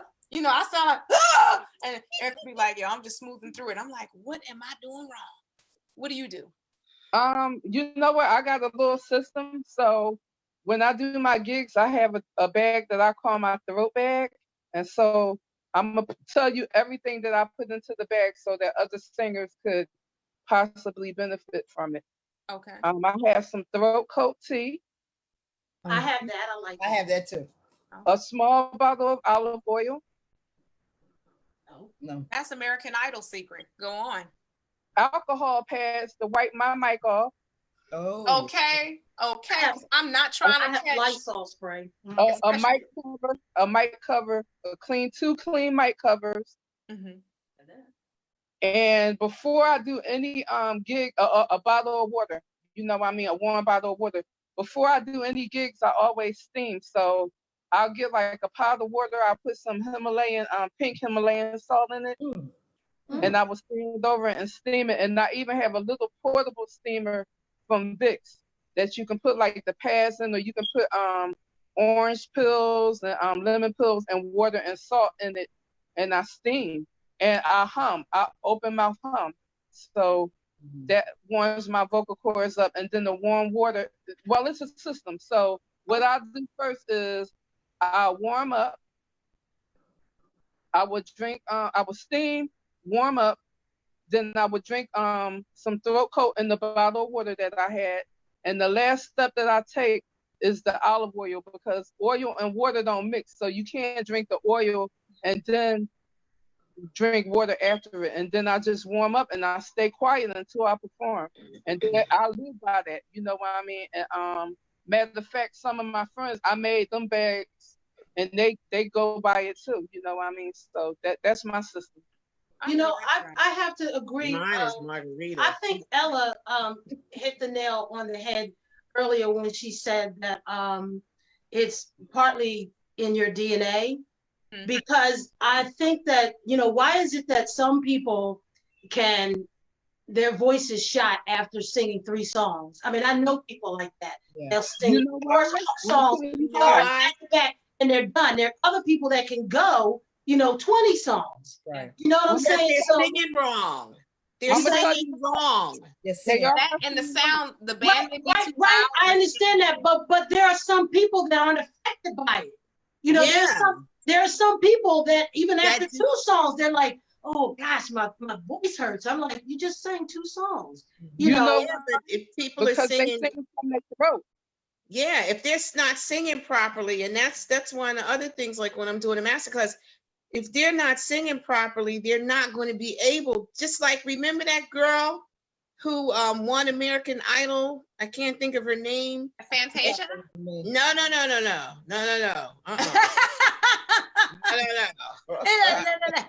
Wait a minute. I can't think of her name, but she won and she went on tour and she blew her vocal cords. I can't think of her name. I know who you're talking about. I just don't remember her name. People are not singing properly. Jordan Sparks. That's it, Jordan Sparks. Some people are just not singing properly. They're singing from their throat. Yeah. And when you sing from your throat, you're not going to be able to deliver. You're not going to have longevity. You're not going to be able to sing, like most of the times when I'm on tour, I do a 70, 90-minute concert. And if I'm feeling wow, it may be longer than that. That's right. So if you're not singing properly, you're gonna have problems. And in terms of warm up and stuff, my warm up is usually a glass of red wine. You'll be warmed up, all right. Or a margarita, a double margarita. but quickly getting back to the whole thing, the DNA thing. But there's people like Patti LaBelle that have had screams and screams, sings loud or forcefully or whatever. And she's been doing it for years and she can still do it. But then there's other people that have done that for years and they're shot. So once again, I think here we go again, what Ella was talking about and what I'm speaking of, it seems like it has to do with the person's DNA. How they're born. And you talking, it's in your DNA. What'd you say? It's in your DNA because you don't warm up. You don't. Right, exactly. So it's part of your DNA. Right, exactly. And I never have. I mean, when I tell people, me. Can I just add? I gotta do all of that. Along with everybody has a regimen, but I think it helps with lifestyle and possibly diet. Maybe. I mean, you just gave me blew my mind with that. I think getting enough rest. I think it has a lot to do with lifestyle, but I also know that certain things as a singer you shouldn't have. You shouldn't drink milk. You shouldn't do dairy. I love pizza, but I love pizza. That is true. And you break the rules. I like that too. That is definitely true. But I love pizza and I love vegetable strombolis and Tillamook New Zealand cheese. Yeah. It's not. Remember, you're not singing though. Remember, you're in the office. Yeah, that's true. So you can go ahead and eat that pizza. But I mean, sometimes I'm forced on the stage. Yeah, I know. Especially when that check's about to clear. So for me, I'm driven by the opportunity. Well, as long as you're not eating it every day, right? Well, drinking lots of water. They say you're not supposed to eat before you sing. Or that doesn't bother me either. I eat like a rabid dog. A rabid dog? I eat like a rabid dog before Same here. And none of that affects me. Oh my God. Yeah, I'm starving. Yeah. Let me ask you a question. Is anybody, or at least have you ever been impacted? Like, the changes in hormones, does that affect your vocals? Like either if you're on your cycle or if you're, you know, going through different changes, does that That's impact? You know what? I think sometimes it does, because when I was pregnant with my son, my voice went down so low I could sing bass. Was you like, Is an understatement. Right. Hold on one second. Very white. no worries. Anybody else been affected by like just the vocal? Well, I think since like menopause, when you go through menopause, for me, Yeah. my voice has gotten so much lower. Like I can hit some really, really low. I can go all the way down in the basement. I was about to say, sir. I mean, ma'am. Dennis, Dennis. We gotta get together. We really have to all get together. Maybe do dinner, lunch. You know, have some margaritas, some tea, some cheese. Yeah. Vegetables or something. I don't want to Drink. Something to drink. I don't want to keep you all night, because I will if I'm allowed to, but I won't. I would like to ask you all individually, do you have any projects that are accessible and available online, your websites, where you're performing? If you're offering any digital content right now due to the stay-home orders, where can people see you? Where can they hear you? Where can we love you and all of that? And I'm gonna start with you, Ericka Glenn. Well, I'm on Facebook. I'm still trying to understand not understand, just trying to learn the digital format. Okay. But I am on Facebook. And I'm also on YouTube. I have any websites? YouTube. As long as you spell my name right. The last name is Gahnt. Folks get that I'm so wrong. glad we got them all listed here. All right. Miss King, where can we see you? Where can we have you? All the digital. Okay. Actually, for Sarah Vaughn's birthday, March 27th, I did a concert online on Facebook Live. I saw that. which is still up on my artist page, Denise King Sings. It was supposed to be a 45-minute concert, and we went for like 2 hours and 20 minutes. Wonderful. It was wonderful. Great. We had so much fun. And so actually, because we have to find new ways of doing what we do, you know, next Friday or this coming Friday, what's the day? Friday, next Friday, the 8th, I'm actually doing, I created a virtual jazz club called Queenie's Place. It's a jazz club and a juke joint. Is there a VIP section? Ain't no VIP section in the juke joint, but it's plenty of cone liquor. Okay. So next Friday, I'm doing a thing that I'm calling Denise King Unplugged. Songs and stories and acapella experience. So that's next Friday on Facebook Live. And my website is DeniseKingSings.com. So I'm trying to cover all the digital bases. Yes. Is there any music out that people can hear or that you're working on, anything like that? Absolutely. I mean, if you go on iTunes, all the platforms where you can buy digitally, iTunes, CD Baby stopped, but iTunes and other digital, Amazon, all my music is there, and you can buy it. You can buy it on my website, and YouTube. You can listen to a lot. I got a lot of stuff on YouTube. A lot. Awesome. So, Ella, I forgot to ask you the same thing. Ella, I forgot to ask you the same thing. Are there any projects, albums, as soon as I figure out, I have an idea website in my head that I want to do something that's virtual. I just have to figure it out. Okay. So, can anybody buy any of your music now? My music, most of my CDs are on CD Baby. Okay. But they're also on Amazon.com. They're on some of the digital, the downloading digital formats and whatnot too. Awesome. All right, Patrice, any website, all of that?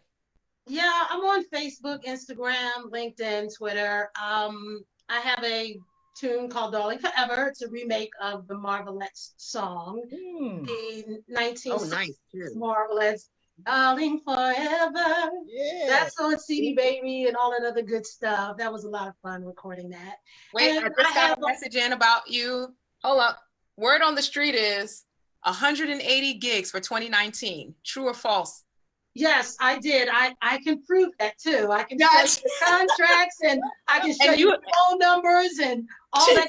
Exactly. And I'm how did you keep your voice for 180 gigs? Exactly. You know what's interesting? That was a first for me. And there was maybe 1 or 2 times that I was like, okay, I'm tired. When I had maybe 2 or 3 shows in one day, and I had to sing for, an hour and then another hour and another hour by myself. That was the only time I was like, woo, where's that drink when I need it? Other than that, I've been fine. See, a lot of times what I do also, and I'm sure Denise can probably, since she's my other, sister wild child, she can attest to this. When you have to sing by yourself that long, I might sing, do you remember? I mean, I'm singing male songs, but I'm singing a lot of male songs. It's not, what you want. I'm not singing up there the whole time. I might sing Glory Days, bring it down. Stevie Wonder, whatever. You bring the keys down? Do you do original keys for all of that? Because that's like no, I do the male vocalist original key, like Stevie Wonder. Yeah. Ooh. Wow. Stevie, what are you talking about, Steve? No, I'm just pretty good. I personally, here's my issue. Hold on. Stevie Wonder. Let me explain. Sometimes he is singing soprano. But those are the notes I just, I'll pass those by. But like Signed, Sealed, Delivered, I do Signed, Sealed, Delivered, Superstition, and Isn't She Lovely? Those are the main ones that I do. So I love that. My Cherie, so I can do it in the, Stevie's key. So, but anyway, that's, where was I? But I'm being told that I was on track to do over 200 gigs. I do a lot of performances for seniors. That's why I was doing so many gigs. No, but that's impressive. For senior citizens, we on the same page, that's Mama. Where the 180, maybe out of the 180 dates, maybe 135 of them. Did you book all of those? Did you book all of those yourself? No, I have an agent. One guy that books them, but I did book some of them. Like Denise says, I get on the phone and I make a bunch of calls. I send out emails. And they hit me back like, hey, we'd love to have you. What's your price? Stuff like that. I'm a hustler. I'm always calling, always on the phone, right. Making calls. And plus, because exactly. It ain't where I'm about to go. Because I'm on social media, so much, a lot of people see me and they'll hit me up and they'll say, hey, we'd like for you to do a festival, or musicians will call me for a gig. So I mean, I just stay busy like that, just all over the place, from different types of ways. Exactly. And could you say your website one more time for those? Yes. Well, it's Patrice in the Show, but I'm also on Facebook, Instagram, Twitter as Patrice Hawthorne. Got it. And I also am trying to look into doing more of the unplug stuff and all that others, because I've never done that before. So easy. Yeah. I'm gonna name some platforms. I'm gonna name some platforms. Okay. I did a performance for some seniors just the other day outside. So I'm actually I have a couple more coming up this month, where I was performing for them in their courtyard. They did social distancing stuff. Right. So that's how I'm staying busy with, and I'm performing for them using the Zoom and Zoom. Like they'll take the tablet around to the residents' room and they'll show them as I'm performing. And some of them actually have televisions in their room where they just plug in and everybody can see me at one time. So but it's so easy. What platforms would you suggest, Ms. King? I mean, I'm just saying, well, naturally, of course, Facebook Live, because, Facebook Live, you reach a multitude of people. Like the video that we did, Aaron and I, we've got 92,000 views. Ooh. Yeah, we reached 137,000 people. And that's organic. Wow. Because we did it, we got 14,000, I think, on Facebook, but I boosted it. I boost everything that I do. If I have to pay $10 to boost it around the world, then that's what I'm going to do. I know that. Because you don't know what that's going to translate into. So of course, Facebook Live, that's easy, it's simple. Then you've got StreamYard. Yeah, StreamYard is cute. You've got Zoom. Then you have okay, OBS. Open broadcast program. You have to do that on computer, and you have to kind of think, from what I'm told, you have to be a little more computer savvy. But Instagram, I've used Instagram, I've StreamYard, I've done Zoom, I've done Facebook. So it's really simple. You just have to decide what you're going to do, how you're going to brand it, how you're going to market it, and then just do it. Because you know, the thing is, you can talk of you have to just try. Like Allison, I did a thing with Allison Crockett, a fabulous singer who's from Philly. I think she's originally from Philly, but she's in DC now. But we just did something last Sunday on StreamYard. So it's just a matter of jumping in the water and doing it. You know, put your tip jar, your virtual tip jar up there, so you can make some finions, you know, make some coin. But you know, it's just a matter of doing it, and hope, and people will, because people are looking for stuff. They're looking for, you know, they're looking for content. They're looking for things like this. And getting back to, like, I wanted to make a point to young singers about when you're performing, when you're on stage, because Patrice, you're like me. I'm doing 90 minutes. I'm doing more than 90 minutes. I'm just going. What you do when you are doing a concert and you find yourself getting tired during one of these songs, and you pitch it to the band. You let every one of them take a 10-minute song. Exactly. And if you have musicians that sing, you know, as well. That pitch it to the band. Take a break. Not a 10-minute, absolutely not a 10-minute solo, but you know, pitch it to the band so you can rest for a minute. You can rest your voice. You can go backstage and sip some water or some orange juice or whatever, a libation. Here's one of my favorites, because I'm not a soprano at all. Like if I'm singing Lady Marmalade, Creole Lady Mama, that high part, you sing.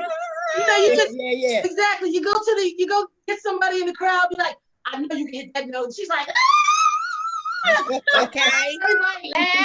Nah, you gotta go Creole Lady, Creole Lady, Creole Lady, and right. You gotta stop it right there. Stop it right there. You know, that's like, but just jump on that jump on those different platforms.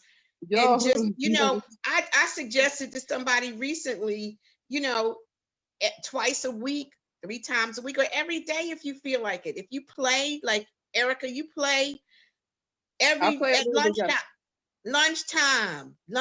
I'm doing a lunchtime concert every day or every other day. I'm putting my push out content as much as possible to all. Yeah, the thing is high visibility. Right. High visibility. Even during this time, you want to keep yourself out there, because at some point everything's going to open back up, and you don't want to have to start from the beginning. Before we get to that, because that is my final question, I want to just make sure I get to Ericka. Could you tell us where we can get your music, where we can see you perform next, where we can see you live? I do like some weddings and some private events, but I recently joined the band called Magdalene. Yes. And so I'll be with Miss Mary Harris, so I'll be working with her. Is that Mary Harris of Don't Call Me Francis? Yes, it is. Oh, wow. She's fantastic. Yeah, we about to get it in. And, shout out to Mary. Hey, Mary. And, Mary. There's Ericka Glenn on Facebook or China Brunch, because that's like my little alter ego. I'm working through some stuff now, so like in the next couple of months, I'll be putting out the info on social media. Okay.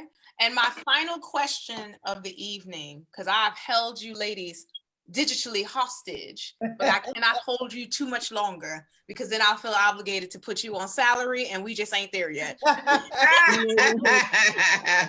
Before I end the broadcast, I want to ask each of you, what do you think the performance sector will look like post the pandemic? Ericka, I'm gonna just start with you.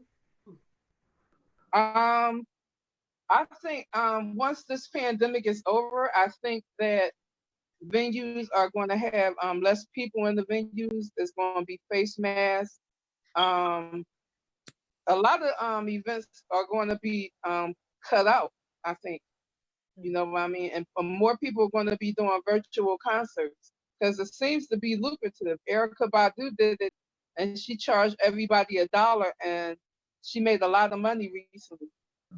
You know what I mean? So I think that a lot of virtual concerts are going to pop up. I think that just America as we know it is totally changed as of a couple of months ago. It's not going to be the way that it was, but it's definitely going to be more shows on social media and cutting out the middleman. And unfortunately, that's going to affect the lower echelon of musicians.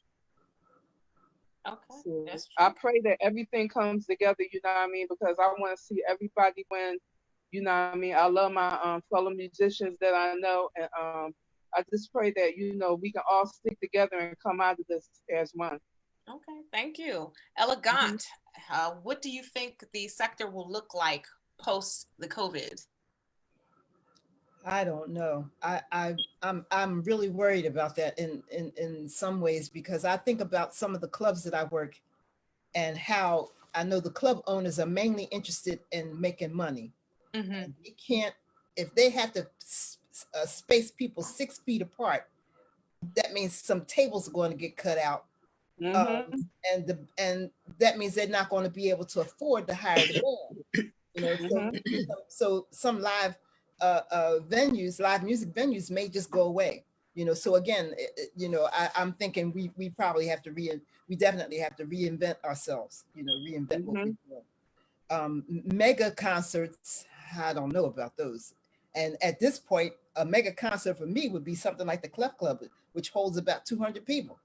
That, you know, people may be too afraid, you know, to come out in a space like that where it's tight. You know, and if that club owner spaces tables 6 feet apart, you know, to try to be a social distancing, I don't know how it's going to work. Patrice? Now I do plan on coming up with a face mask to match my turban. I know that's right. Yes. Okay. Work, mama. Go ahead. Yeah, you know, I agree with what everyone is saying thus far. I've thought all of those same things. I also believe that there will probably be more outdoor concerts. Mm-hmm. So a lot more. I think, I don't know, one of the things I was thinking was, could it be a situation where every venue where a person wants to enter to be entertained, maybe we can take their temperature, and whoever has a temperature, they have to go home. You shall not pass. If you don't have a temperature, you can come in. Okay. I don't know. I mean, like, I know no one would want to take on that cost, but I mean, they do have disposable temperature things. They're gonna be like, leper. Can you imagine everybody going up to the door and be like, open up your mouth? You know? Yeah, and then again, they have the one where you put it right on your temple. So, Jack Mahoney have the one that they just had the money for that. What you say? They just have one that they just like shine on at your forehead from exactly. Like when I was inside, I was in Siberia recently. Well, before all this business, and like when we all got off the plane, they like zapped us with the thermometer. Exactly. So that, and then that maybe we wouldn't have to change so much, you know. All the people that are sick just has to go home. Everybody else can come in. Well, I don't know. But what It's a scary what about the folks that don't have any symptoms? That's true. Well, Because they're you can be That's the problem. and infected. All Yeah. right, I'm thinking. That's the Let me problem. think about it. I'll get Hold back that to you. thought, because we're running out of time. Just hold it right there. Hold it right Okay. Ms. King, what do you think the industry will look like post-COVID? The COVID. I think, and I've been thinking about this a lot because, you know, I've been thinking about it not just for myself, but for my friends who are artists as well. What I think is that a lot of artists are going to take control of their careers. A lot of artists, as Ericka said, are going to remove the middleman and start handling it because, you know, based on what they've been doing online and the numbers that they can get or have been getting, they may realize that I don't really need a middleman. I can deal direct. I can go directly to these club owners and book my own situation. I think we're going to see a lot of that. I think that we're going to see a lot of artists, collectives where artists are working together. I love that. I love to produce shows, programming, live and online. And another important thing that I see is that a lot of artists who have an actual show in a venue will now stream their show and monetize it around the world. Right. Yeah. So I mean, I think the whole face of the thing is going to change because, like Ericka said, nobody is going to want to. People are going to be reluctant to be around each other up close. Because I'm ready to clock somebody. I was getting ready to clock somebody in the supermarket and breathing down my back. Like yo, back up. Yo, back up. It up, distance it up. Yeah. I think that's what we're going to see. Because I know for me, that's what I'm going to do. I'm going to start doing a lot of online content. A lot. That'll be awesome. Oh, and something else important, really important before I forget. For all of us as artists, just like I'm an ambassador for Vocalists and my sister Patrice for the vocal juice, the slammer jammer juice. Okay, we have to think of other streams of income. Just like I have a wine business. Absolutely. I have Denise King wines and champagnes now. Good for you. Really? Yes, ma'am. So if you want to get some wine, and we'll deliver to your door. What kind of wines? Any kind of wine. I'll send you the link to my website. Please add a link to that on the page. I'm so proud of you all. Well, this is the thing. I mean, if there's no other lesson in this piece, it's this. You better love who you're going to love and tell them that you love them. Right. You better do it because things are changing on a dime. People are leaving here. Boom, boom, boom. You know, I think it's like COVID cuffing season. Okay. Because I mean, like, people you cannot have these they've been. I got about 3 proposals. All right, people been coming out of the woodwork. I'm single. Yes, hold up, wait a minute. That's another conversation. Hold up, we gonna get. I'm single. I am single. I actually broadcast. I'm single. I broke up with somebody just before Christmas. To hell with him then. That's right. That's what I said. I was like, you know what? My son said to me, because I was crying. I was so upset, you know. And my son looked at me and he said, "Do you know who you are?" Oh. And I said, oh, okay. Let me ponder this a little deeper. But we all need to find several streams of income. Okay, if there's no other lesson in this. Get some skills, get some education. I have another job. Yeah. Find a hustle. I mean, find something that work opportunity. You can work from home. Yes, you have to do it because I mean, everything that we have is gone. And it may not ever come. And I have a boutique business too. I have another boutique business. But that's a conversation. That's the offline conversation. We're gonna talk about that. But I want to say thank you. I know I held you a little bit past the initial time, but I want to say thank you, each and every one of you ladies, for giving me your time. We have to do this again because that was only part one. That was only part one. We got to talk about some other stuff. Ericka looks like she's about to go to sleep. You got to talk about how, moving through the relationship world when you're a road touring singer and all that kind of stuff. Yeah. Wait, did you say touring singer or whoring singer? I